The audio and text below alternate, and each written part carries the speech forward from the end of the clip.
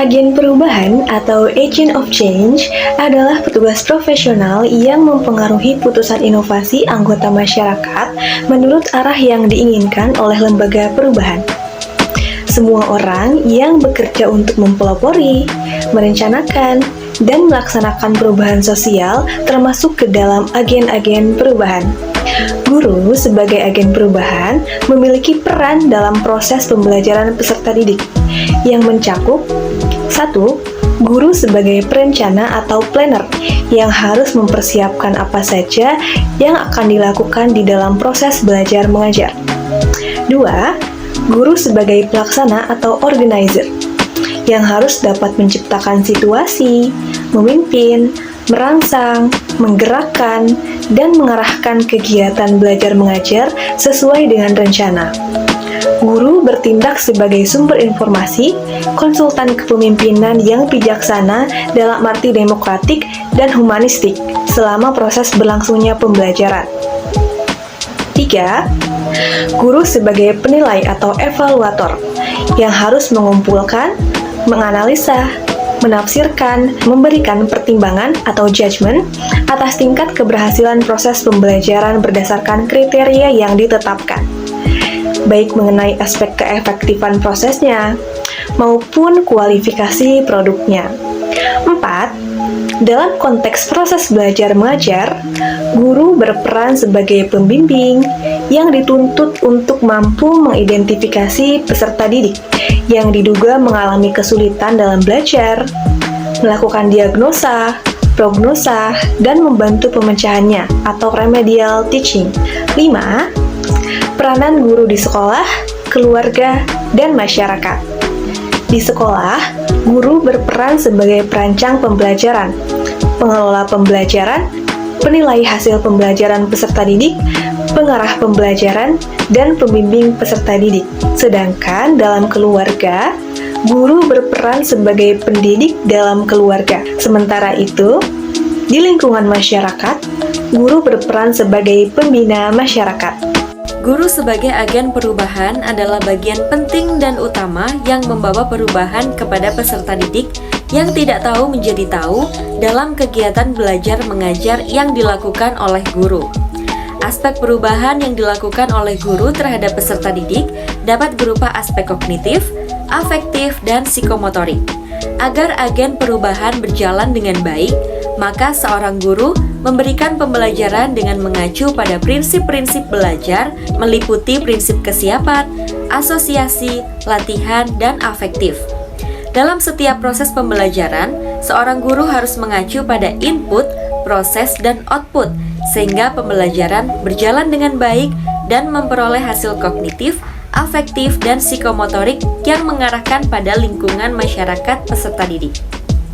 Dalam hal ini, guru harus dapat mengembangkan keprofesian berkelanjutan untuk meningkatkan kualitas guru sebagai agen perubahan atau agent of change. Peran guru sebagai agen perubahan tentu sangat berat, dengan kondisi kualitas guru di Indonesia secara makro masih belum terberdayakan secara maksimal. Dan di antara penyebabnya adalah kondisi mentalitas, motivasi, atau dorongan internal guru untuk terus belajar, berinovasi dalam pembelajaran, dan terus mengikuti perkembangan iptek terkini masih relatif rendah. Terdapat beberapa langkah strategis yang dapat dilakukan dalam meningkatkan peran guru sebagai agen perubahan.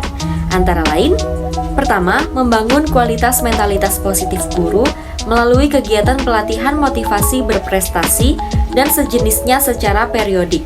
Meskipun setiap guru secara teoritik telah mengetahui sebagian teori psikologi pembelajaran, dia tetap memerlukan penyegaran orientasi dan wawasan hidup prospektif dari para pakar psikologi atau motivator dalam menghadapi beragam persoalan pekerjaan sebagai pendidik.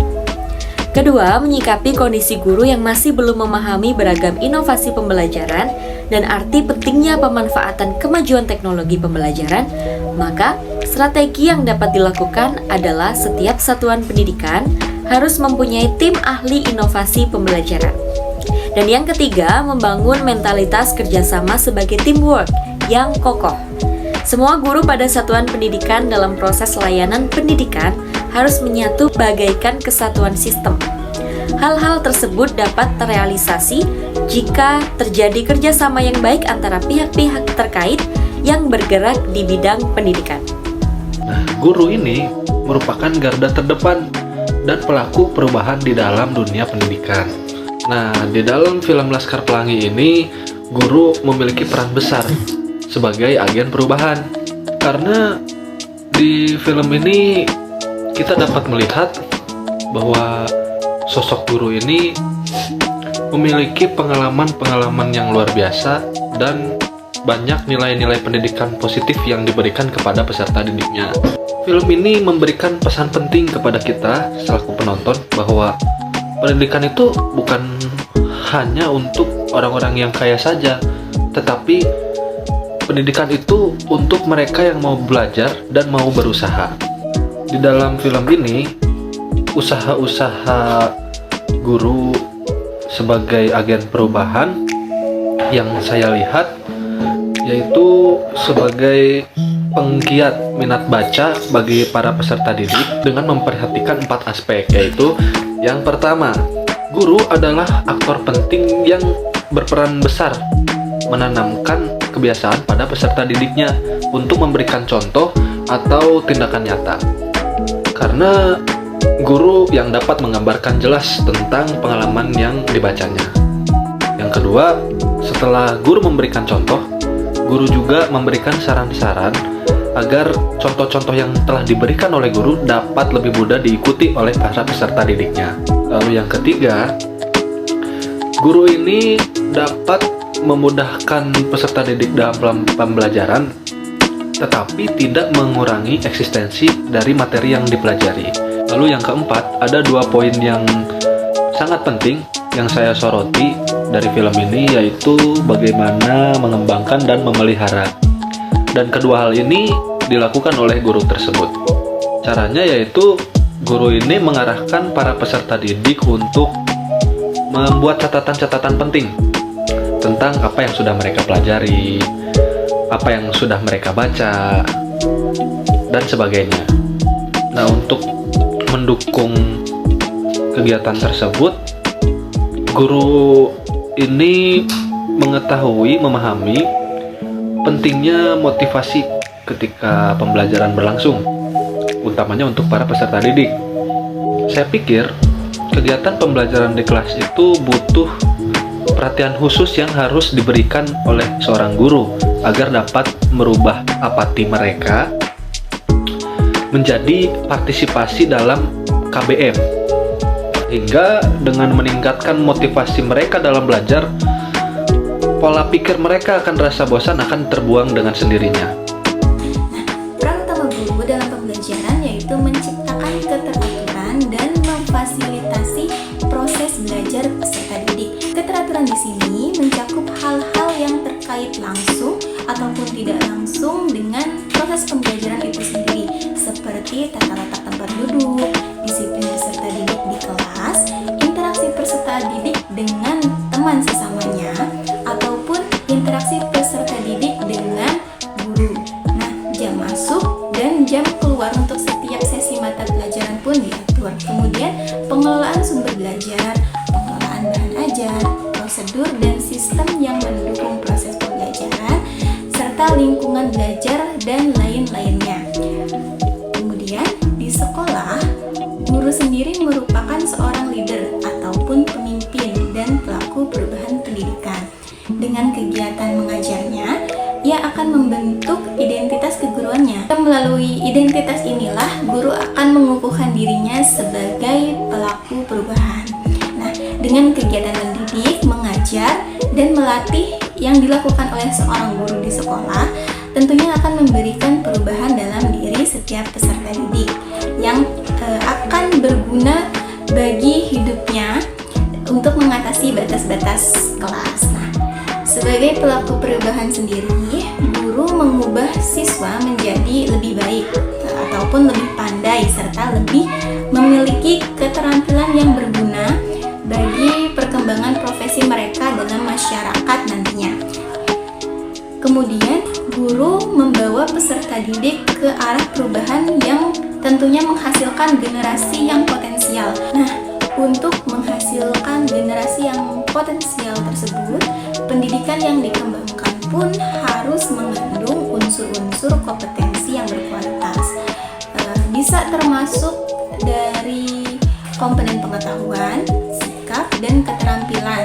Karena dengan menerapkan ketiga komponen tersebut dalam kegiatan mendidik dan mengajar serta melatih, maka tentunya dapat dipastikan program pembentukan potensi peserta didik dapat tercapai. Nah, sebagai agen perubahan, guru pun harus bisa mengubah pemikiran seseorang bahwa guru tidak hanya berusaha mentransfer ilmu, menyalin dan memindahkan pengetahuan kepada peserta didik tanpa memahami hal yang bisa membawa perubahan positif kepada diri peserta didik itu sendiri. Guru tentunya tidak hanya pintar. Jika seorang guru dituntut hanya pintar, tentu internet ataupun Google dan sumber-sumber yang lain pun jauh lebih pintar. Namun, seorang guru adalah agen perubahan yang seharusnya mampu membawa seorang individu menjadi manusia yang berkarakter positif. Nah, selagi guru berdiri di depan kelas, tidak hanya mengajar, namun seharusnya juga mampu mengubah karakter peserta didik menjadi lebih baik. Maka, seorang guru tidak akan mampu tergantikan oleh teknologi secanggih apapun dalam mewujudkan perubahan pada peserta didik sebagai anak bangsa. Nah, di sini guru harus mampu mengubah metode pembelajaran karena guru harus bisa menjadi fasilitator, katalisator, serta mampu menemukan potensi peserta didiknya sesuai dengan perkembangan zaman. Adapun hal-hal yang bisa kita pelajari sebagai calon guru profesional di masa yang akan datang setelah menonton film Laskar Pelangi terkait peran guru sebagai agen perubahan di dunia pendidikan, diantaranya yang pertama yaitu adalah kegigihan seorang guru untuk bisa mengajar meskipun dalam keadaan yang sulit sekalipun. Yang kedua adalah kekurangan bukanlah menjadi penghalang untuk menyampaikan ilmu pengetahuan tersebut. Yang ketiga, tetap semangat dan optimis untuk membelajarkan peserta didik dan meraih prestasi akademik yang optimal meskipun dengan segala keterbatasan, termasuk keterbatasan sarana dan juga prasarana yang menunjang proses pembelajaran. Selanjutnya yaitu adalah kesetiaan, pengabdian, dan integritasnya sebagai seorang guru terhadap profesinya, walaupun profesinya tersebut tidak dihargai dengan nilai nominal rupiah yang seharusnya. Yang selanjutnya yaitu adalah memberikan pembelajaran tidak selalu di dalam kelas, tetapi juga di luar sekolah. Hal ini bertujuan untuk bisa memberikan pengalaman belajar yang lebih bermakna kepada peserta didik, sehingga peserta didik memiliki pengetahuan dan juga pemahaman yang lebih mendalam dan juga pembelajarannya menjadi lebih menarik. Hal ini juga bisa dikatakan dengan teori belajar kontekstual. Poin selanjutnya yaitu adalah kesadaran diri dari seorang guru untuk peduli terhadap apa yang terjadi pada peserta didiknya. Hal ini juga sebagai bentuk kedekatan antara personal dan juga intrapersonal antara guru dan juga peserta didiknya, sehingga guru bisa memahami apa saja kesulitan-kesulitan yang akan menghambat proses pembelajaran peserta didiknya. Poin selanjutnya adalah guru harus menaruh kepedulian dan juga harus terus memperhatikan karakter dari peserta didiknya sebagai dasar untuk melanjutkan proses pembelajaran. Karena pembelajaran yang bermakna yaitu adalah pembelajaran yang disesuaikan dengan karakter dan latar belakang peserta didiknya. Poin terakhir adalah mengenali potensi yang dimiliki oleh peserta didik dan berusaha untuk memfasilitasinya, sehingga peserta didik dapat mengembangkan potensi yang dimilikinya selama proses pembelajaran, bahkan saat proses pembelajaran tersebut selesai, sehingga ia akan tumbuh menjadi generasi emas yang siap menghadapi tantangan. Tugas yang paling berat bagi seorang guru yaitu adalah menjadi suri tauladan yang baik untuk peserta didiknya, baik di dalam konteks pembelajaran maupun di luar konteks pembelajaran, baik di lingkungan sekolah maupun di luar lingkungan sekolah. Apabila guru bisa memberikan teladan yang baik untuk peserta didiknya, maka akan menanamkan disiplin positif terhadap peserta didiknya, memberikan pembelajaran yang bermakna, memberikan contoh yang baik tanpa adanya reward dan juga punishment. Kembali lagi pada film Laskar Pelangi, mungkin kita semua tentunya mengingat betul film Laskar Pelangi. Kita ingat soundtracknya, kita ingat para pemainnya, tentu kita pun ingat jalan ceritanya. Dan dari jalan ceritanya itu sendiri, Laskar Pelangi benar-benar menawarkan cerita yang syarat akan makna dan filosofi, banyak mengajarkan nilai-nilai kehidupan, khususnya tentang bagaimana perjuangan dan dedikasi seorang pendidik, mengajar para anak didiknya, memberikan daya dan kemampuan kepada para peserta didiknya untuk bisa bertahan hidup dan melanjutkan hidup serta kehidupannya. Seperti yang sudah dijelaskan sebelumnya bahwa film Laskar Pelangi tidak hanya menawarkan sajian estetika, entah itu dari latar tempat atau pemilihan aktor dan aktrisnya, tetapi Laskar Pelangi benar-benar menawarkan sajian cerita yang begitu bermakna. Pada film Laskar Pelangi kita diberikan banyak hal, kita mendapatkan banyak pelajaran tentang nilai moral dan juga nilai-nilai tentang kehidupan, begitu. Dan tentunya pada film Laskar Pelangi terdapat prinsip EMC2 atau EMC2. Yang pertama ada empati. Kita bisa mengingat dalam film Laskar Pelangi, Ibu Mus dan Pak Harvan benar-benar berjuang membangun sekolah pada daerah terpencil. Mereka berdua benar-benar memiliki perasaan dan juga kepekaan tentang bagaimana caranya membuat anak-anak yang awalnya kesulitan, anak-anak yang mengalami kesusahan pada hidupnya harus memiliki daya, harus memiliki kemampuan untuk bisa merubah hidupnya, bisa merubah takdir dan juga nasibnya menjadi orang yang lebih berdaya, pada orang yang lebih mampu untuk meneruskan kehidupannya. Menjalankan perannya sebagai guru, Bu Mus dan Pak Harvan tidak menjadi hakim di sekolah, dalam artian tidak melakukan justifikasi.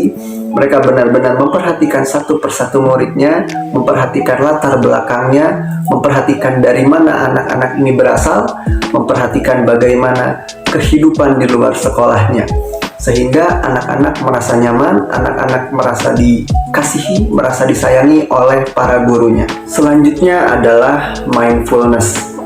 Jika kita ingat-ingat lagi pada film Laskar Pelangi, kita bisa melihat bagaimana Bu Mus selalu berpikiran positif, entah kepada dirinya sendiri, kepada para peserta didiknya, ataupun terhadap apa-apa yang akan terjadi. Meskipun di tengah himpitan dan kesulitan, Bu Mus selalu berpikir positif. Dia selalu fokus bagaimana caranya membuat para peserta didik bertumbuh dewasa menjadi individu yang memiliki daya untuk bertahan, memiliki daya untuk melanjutkan hidup dan kehidupannya. Di tengah badai yang melintang, Bu Mus tetap berpikir positif, tetap fokus bagaimana menggali segala macam potensi, segala macam bakat yang dimiliki oleh para peserta didiknya. Selanjutnya ada compassion. Compassion di sini artinya Bu Mus memiliki kepekaan dan kejelian dalam melihat masing-masing peserta didiknya, masing-masing karakteristik, masing-masing potensi dan bakat, masing-masing kondisi mental dan masing-masing pemikiran dari para peserta didiknya, sehingga Bu Mus memiliki treatment tersendiri untuk masing-masing peserta didiknya, sehingga para peserta didiknya merasa dikasihi dan merasa disayangi oleh Bu Mus tanpa ada perasaan cemburu, tanpa ada perasaan tersaingi, tanpa ada perasaan ditinggalkan. Bu Mus benar-benar menyayangi dan menghimpun semua peserta didiknya, mengenali segala potensi dan keadaan dari para peserta didiknya. Dan yang terakhir ada critical inquiry, yang artinya di tengah kesulitan, di tengah badai, di tengah kepelikan, Bu Mus tetap bisa mencari jalan keluar. Contohnya ketika kondisi kelas yang tidak dapat digunakan, Bu Mus tidak kehabisan akal.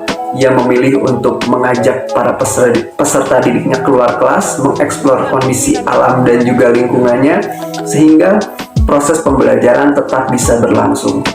Bu Mus paham betul bahwa kesulitan dan kepelikan harus dihadapi dan harus dijalani dengan solusi, sehingga kehidupan tidak berhenti di situ saja, tetapi berlanjut untuk meraih cita-cita dan masa depan.